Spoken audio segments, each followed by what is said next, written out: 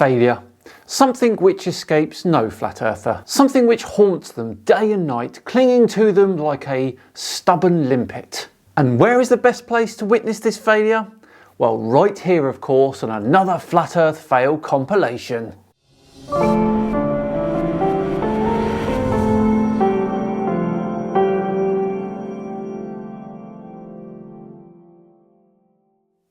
Hello all and welcome along to another Flat Earth Friday with me, Simon Dan. Thank you very much for joining me. Before we begin today, I want to say a huge thank you to the sponsors of today's video, Surfshark VPN. Surfshark is a VPN service that makes online privacy protection easy and attainable, encrypting all internet traffic sent to and from your devices and ensuring that your IP address remains hidden to make sure nobody can see what you do online. On top of that, they block ads, trackers, malware and phishing attempts. And unlike other VPN services, you can use it on as many devices as you wish simultaneously. As you all know, I'm always on the internet. If I'm not working on the internet, I'm spending some leisure time on the internet as well. The internet knows an massive amount about you, which is why we should care about our online data. Use Surfshark to encrypt your personal information and then send it via a secure VPN tunnel so that no one can see it without your permission, which is great for protecting things like your ID. ID theft is a scary crime and it seems to be happening more and more these days. Use Surfshark and its HackLock system to get alerts anytime your passwords or email addresses are compromised. HackLock scans various databases of leaked information and notifies its users if their data is found so that then they can take action. Click on the link in the description or go to surfshark.deal/SimonDan to get a whopping 83% off and 3 months extra free. Right, back to today's compilation of failure, episode 34 no less, and we start with a flat earther called FrankieBFlat. Here we go. Hello again, all my brothers and sisters, on our flat, domed, stationary Earth. Anyway, hope all is well out there, and if you have to wear a mask, I guess wear it. I know the last video I did, I got a couple of comments, people telling me how selfish I was not to wear it and put other people's health in jeopardy. Now this guy is a flat earther, and there have been several high-profile flat earthers that have literally died from COVID. It seems quite strange to me that he would persist in not wearing a mask. I've been going to that store for the longest time. I even went there the other day, and I noticed not everybody was wearing a mask. There was a few people that didn't wear a mask. But anyway, I went to the post office yesterday, and I had to stop off at the food store over there to grab a couple of things, and they all started ganging up on me. So anyway, I just wanted to let people know out there that I'm not a complete idiot. You don't wear a mask in public places and you're a flat earther. You're about 98% there really, aren't you? But talking about idiots, I was talking about in the first of the month, first day of the month, the newspaper puts out this weather chart. And I was talking about how can they pinpoint when the sun will rise, when the sun sets, to the second. Because the heliocentric model allows us to predict these things based on our understanding of it. Okay, each day here they have it, all right? Like over here, Wednesday the 1st, sunrise, 5:22, sunset, 7:42. And then each day it goes by, a couple of seconds more when it will rise, and a couple of seconds more when the sun will set. You know, it would really help if you could actually read this weather chart correctly. They're not seconds, they're minutes. These are the times in hours and minutes when the sun rises and sets. And also, you know me, I'm a flat earther, and I don't believe in the sunrise or sunset. Yet that is what we all experience every single day. The sun moves away from us or toward us from our point of view. Despite not changing angular size. Right, okay. Anyway, if this I mean, if we're living on a spinning ball, flying through space at supersonic speeds, okay, then how is it possible that man can pinpoint the sunrise, sunset? Okay? Did you ever stop and think about that? No, because we know that Earth rotates once every 24 hours. And we know that it's tilted around 24 degrees. We know that it orbits the sun, and we know how fast. We know everything we need to know in order to predict what will happen year after year after year after year. I mean, it's just common sense. And then not too long ago, this old guy, this preacher, came to my door. Old guy, I'm probably older than him. But anyway, he was telling me, because I asked him the same question about this, and he said, well, you know, God could do anything. Except feed the starving, cure all diseases and stop war. It's okay though, because he's working on that promotion that you really want. You know, if the earth was just a little bit off, we would all die. So through God's power, we stay on the right track. And I said, okay, I understand that. I said, with our Lord, anything's possible, yes. I said, but this is just one proof out of what they say over 200. This is not proof. This is a misunderstood person incorrectly reading a weather chart. I think we should move on. Right, next up is our old friend DanPratt, who is going to prove the Earth's flatness, apparently. Here we go. Flat earthers never do science. Flat earthers never prove anything. Oh, that was a quick one, and one I can't disagree with. Only joking. Let's continue. Okay, let's see how float glass is made. For your info, float glass is also commonly referred to as flat glass. Literally called flat glass. Is he really going to do what I think he's going to do? I truly hope not. We're going to see why. First of all, what is the definition of molten? Especially of materials with a high melting point, such as metal and glass, liquefied by heat.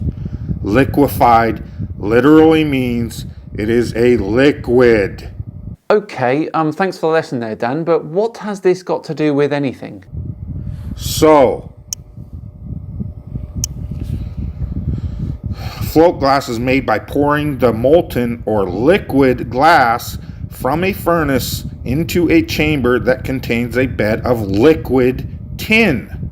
So you are pouring one liquid onto another liquid. Let's see what happens.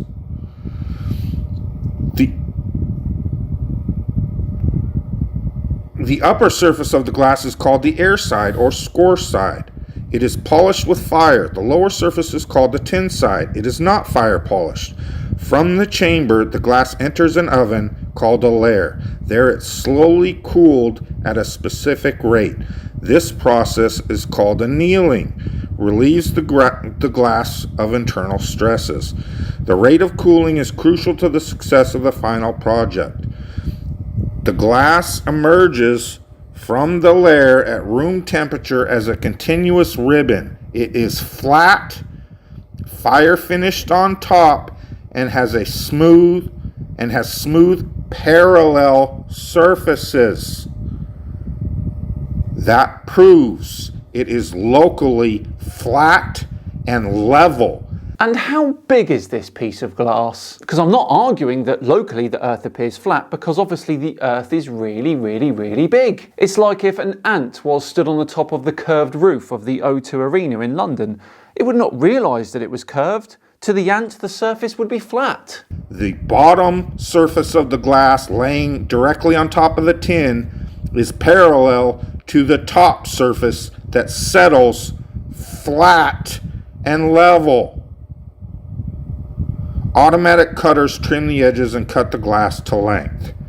This manufacturing process that happens every day all over Earth proves liquids lay flat and level at the surface. So nothing to do with the fact that the machinery that makes the glass is flat. Machinery with a flat top that could theoretically compensate for any irregularities in the floor below it. Nothing to do with that at all, is it?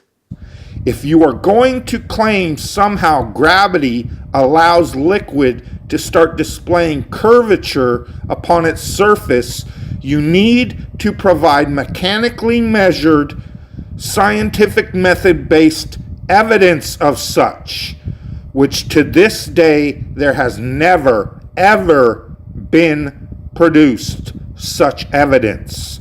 So we have proven liquids lay locally flat and level, which is our baseline to determine the Earth that is 70% liquid according to science must be flat and level until otherwise proven by your theory of gravity. So they accept the 70% water value, but not gravity.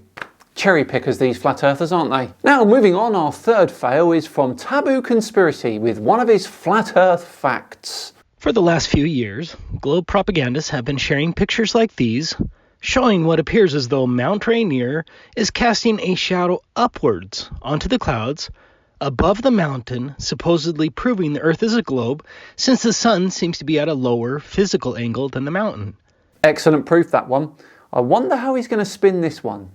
Here's a simple diagram illustrating the globe claim. The sun is at the bottom left corner. The mountain, on top of the ball Earth, is casting a shadow upwards onto the bottom of the cloud. Now, of course, this is grossly out of scale, but I think we can see what he's saying here. If we compare my diagram to an actual photo of Mount Rainier, the globe claim seems plausible, but the claim is entirely false, and instead proves the Earth is flat. Oh, of course it does, Taboo. Of course it does. Here is a globe supporting article that makes the same false claim, and you can find similar arguments on anti-flat Earth websites like this one. Now, the YouTube channel P-Brain absolutely destroyed this juvenile globe argument with actual time-lapse videos filmed from the tops of mountains. I'll have a link to P-Brain's videos on the subject in the description. In short, based on actual time-lapse footage filmed from the tops of mountains, mountains always cast a shadow downwards onto the clouds. If the clouds are below the mountaintop, then yes, but some clouds form over 12 kilometers up, and that's 4 kilometers higher than Everest. There is no upward shadow time-lapse filmed from the top of a mountain. But when the mountain shadow is filmed from below, it appears as though the shadow is pointed upwards based only on perspective. But those clouds are above that mountain. Your theory falls apart in a single photo. P-Brain has a great little diagram at the bottom of the screen showing how the mountain shadow is casting a downward shadow onto the lower clouds, which is supported by the actual video footage. But when someone films this from a lower vantage point, perspective creates the illusion that the shadow is pointed upwards, when in fact that the shadow is pointed downwards. But look at the shapes of the shadows. When the clouds are below the mountain, the shadow gets thinner the further away you go, as this is the actual shadow of the mountain. In the photo where the clouds are above the mountain and the shadow is being projected upwards, it splays out as it moves further away from the mountain. Disclaimer, that was a false argument that if they're picked up by the flat earthers, I can then go on to destroy one of their fundamental beliefs about the sun. It is also my hope that the flat earthers did not just see that disclaimer. We know the globe claim is false since there is no time lapse of a mountain's shadow being cast upwards towards the clouds, filmed from an observer on top of a mountain. But what I think is important is the fact that because there is never an upward shadow filmed from an observation point on top of a mountain, the globe has to be false. No, it doesn't. It's just not been done. These time-lapse videos prove the Earth is flat. But something else has been overlooked in this debate. Let's get back to my diagram. Let's take away the mountain and lower our shadow. Do you see the problem of the globe? There should be a massive Earth bulge casting an upward shadow onto the clouds. In fact, if the globe were real, we'd see this upward curved shadow cast on the clouds on a frequent basis looking something like this. Hey genius, that's called night. Wow, possibly the most amazing thing that a flat earther has ever said. And when I say amazing, I mean that in the sense of the worst possible way imaginable. Flat earthers never do science. Flat earthers never prove anything. I don't even know if we can top that, but we'll try. Our final video this time is from Jonathan Was Wrong. Remember him? This is the path, basically, that the Earth is taking. Well, he's back, everyone. Hey Tube, Jonathan Was Wrong here, Truth and Budget. Just something real quick. I don't know why I always think about this stuff while I'm in the shower, but it always happens. Also, hi, I'm sorry it's been a while. But anyway, so, you know, I'm reading the news before I hop in the shower, and it's like, oh hey, this is a really bad angle. Bit weird. Whatever. It's like, oh hey, you know, Venus is going to be really bright in the sky today. And, you know, of course, it gets me thinking how dumb all that stuff is, because a reflected light is not going to be more powerful than the original light that it's reflecting if the surface that it is reflecting off of is not, like, insanely mirrored. Well, it's not more powerful. Venus has a maximum magnitude of around -4.6. The lower the value, by the way, on magnitude, the brighter the object. For context, the brightest star in the sky, Sirius, has a magnitude of around -1.3, and the Sun around -26. Like you'd have to have a enhancement mirror. But anyway, blah blah blah. So Venus is on the inside of us, meaning according to the heliocentric model. It's closer to the sun. It's in front of us. So like, what does the angle have to be for us to be able to see it? Because technically we're behind it, right? So like, the sun's here, Venus is where my thumb is, and let's say Earth is right here. You see the issue? No, because Venus has phases because of that fact. The thing is, it's so bright that it just looks like a star, but when you get your telescope out, not understanding the heliocentric model is not a reason for you to try and debunk it. And I've had enough of the failures for one day, so for now, we are all wrapped up with another Flat Earth Fail compilation and Flat Earth Friday. Thank you so much for watching today. It's truly appreciated. If you enjoyed it, please do consider subscribing. There are 33 other Flat Earth Fail compilations. My personal favourite is still #1.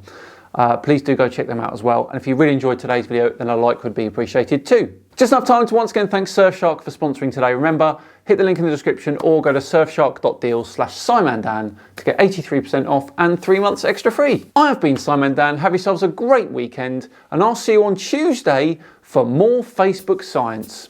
See you then.